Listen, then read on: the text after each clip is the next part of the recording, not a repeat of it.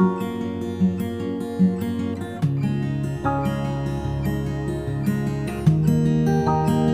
Friends, welcome to biomed tube channel. మనకి ఈ ఛానల్లో biology and medicine as well as research గురించి కూడా కొన్ని వీడియోస్ తెలుగులో అందించాలనే ఉద్దేశంతో స్టార్ట్ చేశాము.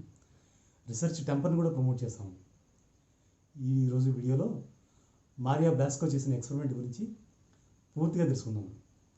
ఈ ఎక్స్పెరిమెంట్ ఏంటంటే సగటు ఆయుర్దాయాన్ని పెంచింది, అంటే లైఫ్ స్పాన్ని ఆల్మోస్ట్ 40% పెంచింది. ఈ మోడల్ అంటే మౌస్ మోడల్ ఎక్స్పెరిమెంట్ సక్సెస్ అయింది. ఇప్పుడు హ్యూమన్ మోడల్ ఎక్స్పెరిమెంట్ స్టార్ట్ చేశారు.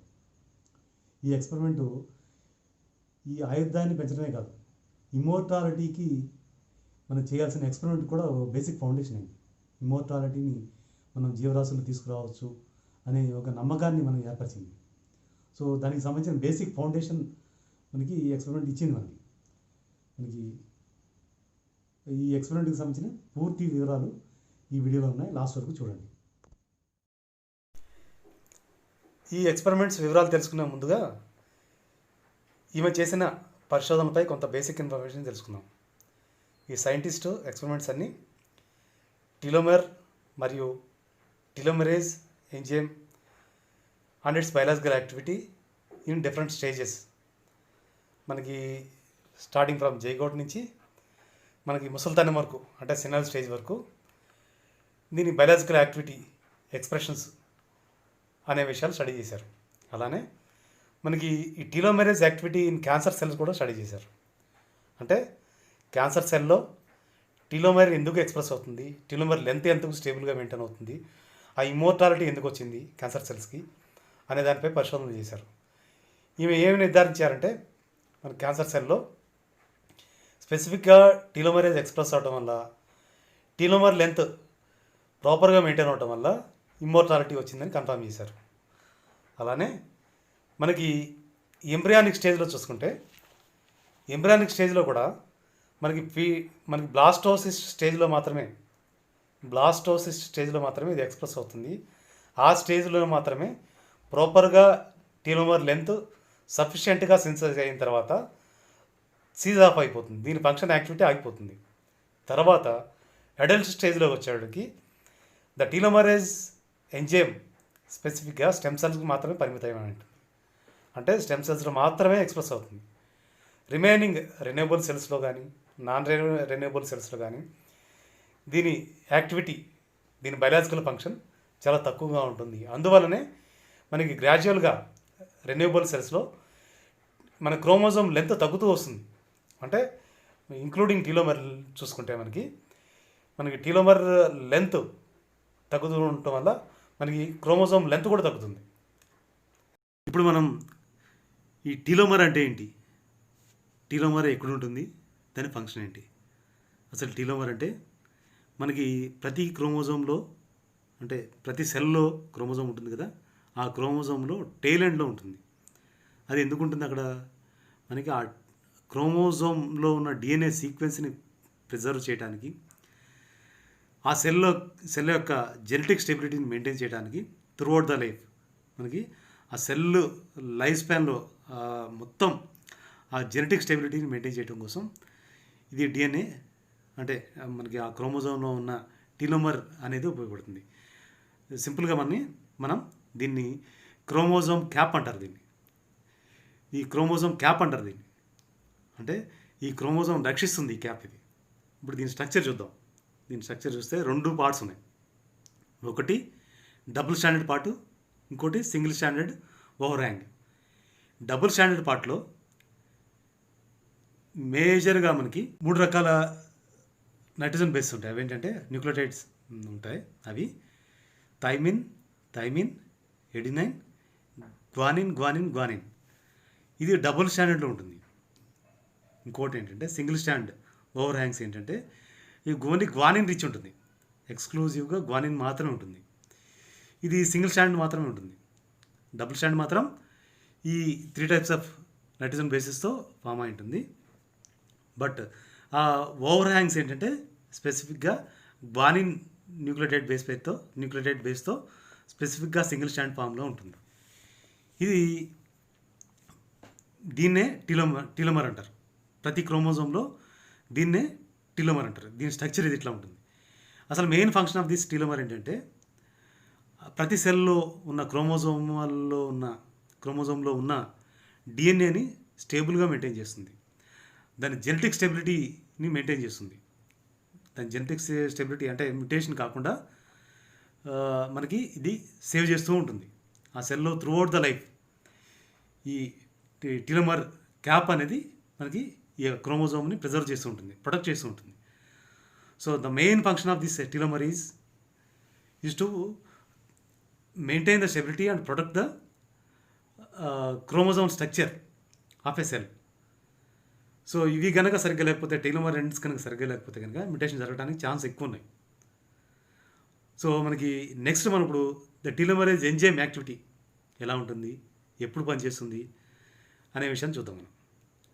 మనం టీలోమరేజ్ ఎంజైమ్ అనేది మనకి స్టార్టింగ్ ఫ్రమ్ జైగోట్ నుంచి మనం సినాయిల్ స్టేజ్ వరకు చూస్తే స్పెసిఫిక్గా ఇది ఎంబ్రియానిక్ స్టేజ్లో బ్లాస్టోసిస్ స్టేజ్లో మాత్రమే ఎక్స్ప్రెస్ అవుతుంది.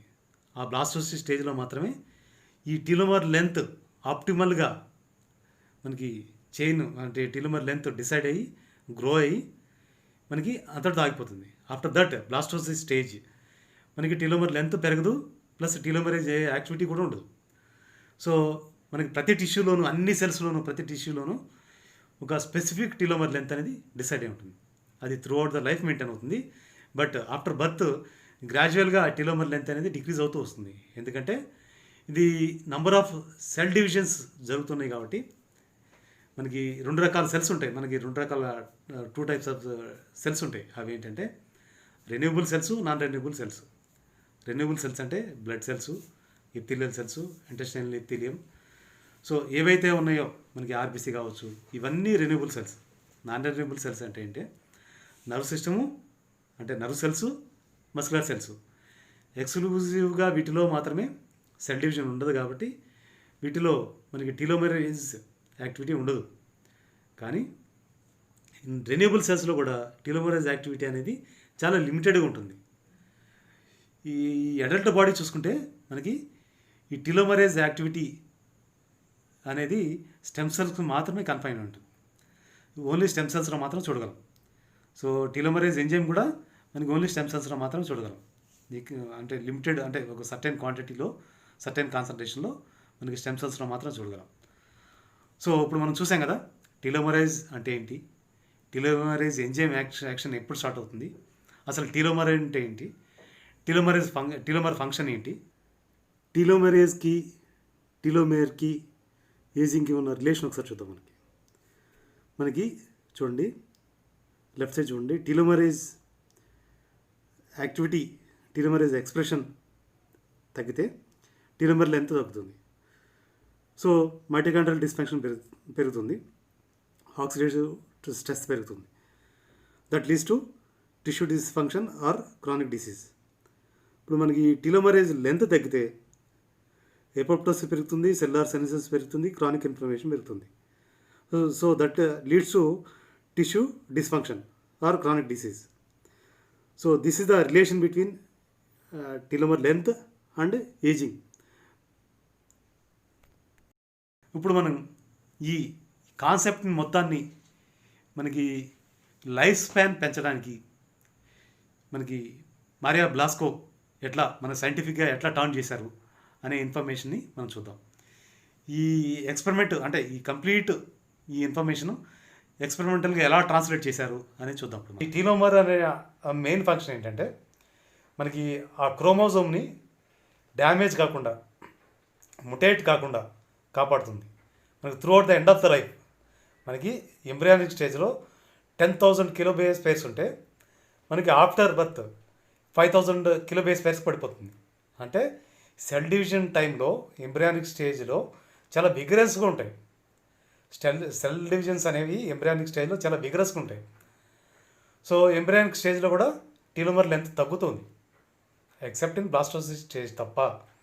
బ్లాస్టోసిస్ట్ స్టేజ్లో టీలోమర్ లెంత్ ఆప్టిమల్గా సెట్ అయినా కూడా ఎంబ్రియానిక్ డివిజన్స్ ఎప్పుడైతే అయిపోతాయో అప్పటి వరకు, ఆ తర్వాత మనం చెక్ చేస్తే టీలోమర్ లెంత్ అనేది ఆల్మోస్ట్ సగానికి సగం తగ్గుంటుంది. సో మిగతాది కూడా ఆల్మోస్ట్ 4000 బేస్ పేర్ కన్నా తగ్గితే సెనాలిటీ స్టార్ట్ అవుతుంది. అంటే ఒక ముసలితనం వచ్చేస్తుంది సెల్కి, కణానికి. అది ఎపోప్టోసిస్ లీడ్ చేస్తుంది. అంటే మనకి బాడీలో కణాలు దాని అంతటా అవే చనిపోతూ ఉంటాయి, సూసైడ్ చేసుకుంటూ ఉంటాయి. మనకి సెల్ఫ్ డెత్ అనేది, అంటే మీరు టెక్నికల్గా ఎపోప్టోసిస్ అంటే self death of the cell. దానికి మనకి ప్రేరేపించేది ఏంటంటే టీలోమర్ లెంత్. సో ఎపోప్టోసిస్ జరుగుతుందంటే ద టీలోమర్ లెంత్ 4000 బేస్ పేర్ కన్నా తక్కువ ఉంటుందని అర్థం. సో ఈ విషయాన్ని మారియా బలాస్కో కన్ఫర్మ్ చేశారు. బ్లాస్కో చేసిన ఎక్స్పెరిమెంట్ గురించి వివరాలు తెలుసుకునే ముందుగా ట్రాన్స్జెనిక్ మైస్ అంటే ఏంటి, కైమరిక్ మైస్ అంటే ఏంటి మనం తెలుసుకుందాం. ఫస్ట్ మనం ట్రాన్స్జెనిక్ మైస్ గురించి తెలుసుకుందాం. మనం ఏదైనా లివింగ్ సెల్లో మనం డిఎన్ఏ ప్రవేశపెట్టాలంటే చాలా సంక్లిష్టమైన ప్రక్రియ. ఇది సింగిల్ సెల్ బ్యాక్టీరియాలో జెనెటిక్ ఇంజనీరింగ్ ద్వారా రికాంబినెంట్ టెక్నాలజీని ఉపయోగించి మనం ప్లాస్మిడ్ లేదా వైరల్ జీనంతో జాయిన్ చేసి మనం బ్యాక్టీరియాలోకి ఇంజెక్ట్ చేస్తాం.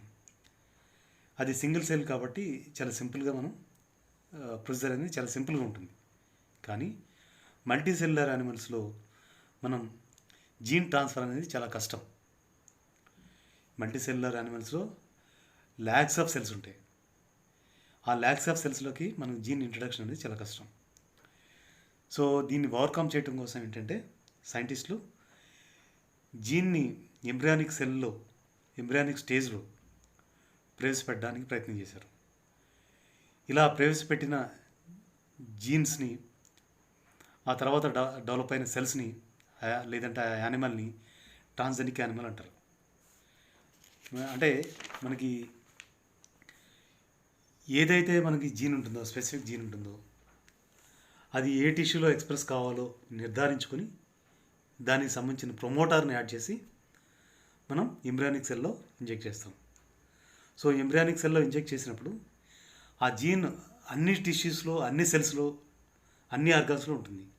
కానీ మనకి ఎక్కడైతే మనకి ఎక్స్ప్రెస్ కావాలో ఆ స్పెసిఫిక్ ప్రమోటర్ యాడ్ చేసాం కాబట్టి ఆ స్పెసిఫిక్ టిష్యూలోనే ఎక్స్ప్రెస్ అవుతుంది. ఉదాహరణకి మనకి ఆల్బుమిన్ తీసుకున్నాం, ఆల్బుమిన్ అనే ప్రోటీన్ తీసుకుంటే అది మిల్క్లో సెక్రెట్ అయితే చాలా యూస్ఫుల్గా ఉంటుంది మనకి. సో మనకి స్పెసిఫిక్గా బ్రెస్ట్ టిష్యూలో ఏవైతే జీన్స్ ఎక్స్ప్రెస్ అవుతున్నాయో ఆ జీన్స్కి సంబంధించిన ప్రమోటార్ని యాడ్ చేస్తే, ఈ ఆల్బుమిన్ జీన్కి యాడ్ చేస్తే, సో ఈ ఆల్బుమిన్ జీన్ ఓన్లీ బ్రెస్ట్ టిష్యూలో మాత్రమే ఎక్స్ప్రెస్ అవుతుంది. సో ఇలా రీకన్స్ట్రక్ట్ చేసి ఆ జీన్ని మనం ఎంబ్రియోనిక్ సెల్లో మనం ఇంజెక్ట్ చేస్తే అది స్పెసిఫిక్గా డెవలప్ అయిన తర్వాత, యానిమల్ డెవలప్ అయిన తర్వాత ఆ స్పెసిఫిక్ టిష్యూలోనే ఎక్స్ప్రెస్ అవుతుంది. So this is the purpose of transgenic mechanism. So అన్ని సెల్స్లో ఉంటుంది జీన్స్, కానీ మనకి అది ఆ స్పెసిఫిక్గా ఏ సెల్లో ఎక్స్ప్రెస్ కావాలో ఆ సెల్కి సంబంధించిన లేదంటే ఆ టిష్యూకి సంబంధించిన జీన్స్ ప్రమోటార్ని యాడ్ చేస్తే స్పెసిఫిక్గా ఆ జీన్ ఆ టిష్యూలోనే, ఆ సెల్లోనే ఎక్స్ప్రెస్ అవుతుంది.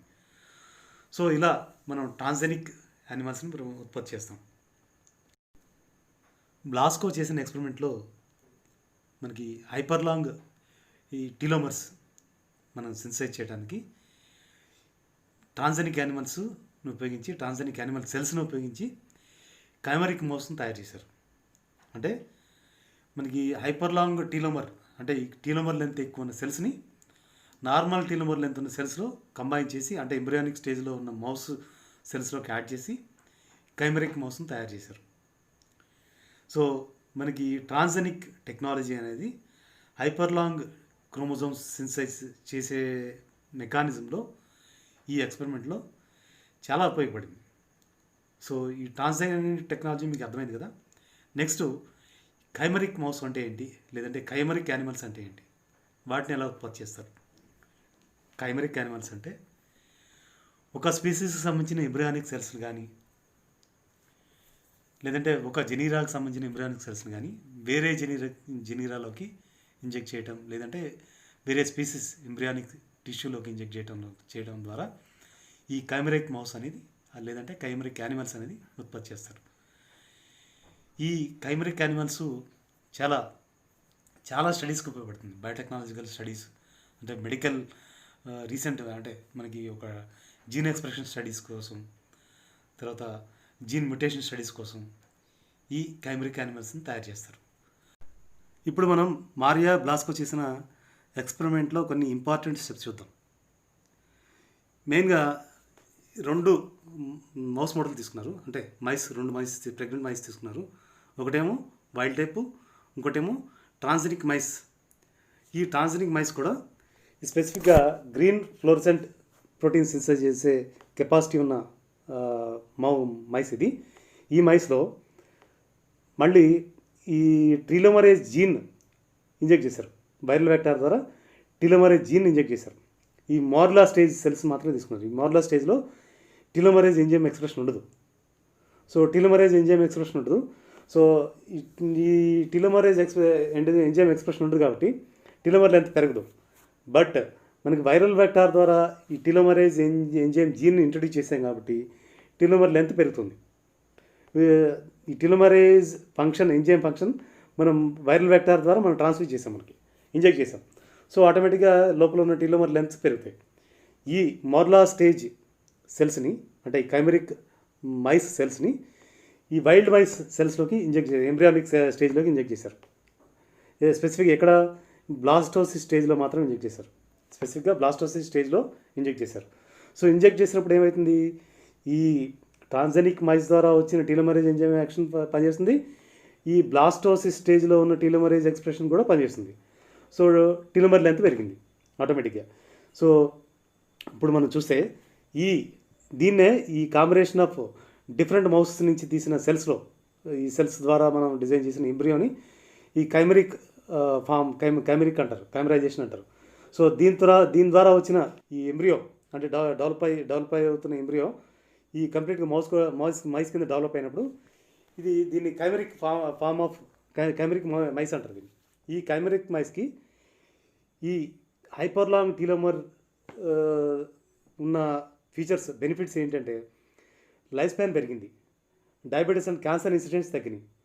సో క్యాన్సర్ ఇన్సిడెంట్స్ తగ్గినాయి, లైఫ్ స్పాన్ ఆల్మోస్ట్ 40% పెరిగిందంటే ఈ మెరాక్యులస్ ఈవెంట్, అంటే మెరాక్యులస్ స్టెప్. ఇది చాలా క్రూషియల్ స్టెప్, ఇది ఎక్స్పెరిమెంటల్లోనే చాలా క్రూషియల్ స్టెప్. ఇది 40% లైఫ్ స్పాన్ పెరగడం అంటే సాధారణమైన విషయం కాదు.